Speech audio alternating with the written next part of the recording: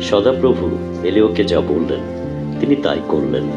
তিনি জর্দনের পূর্ব দিকে করিত স্রোতের ধারে গিয়ে থাকতে লাগলেন। তাঁর কাকেরা সকালে ও বিকালে তার জন্য রুটি ও মাংস আনত এবং তিনি সেই স্রোতের জল খেতেন।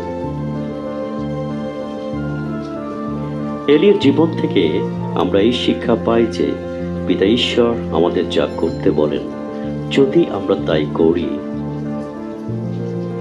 তাহলে আমাদের জীবনের প্রয়োজনীয় কোনো কিছুরই অভাব হয় না।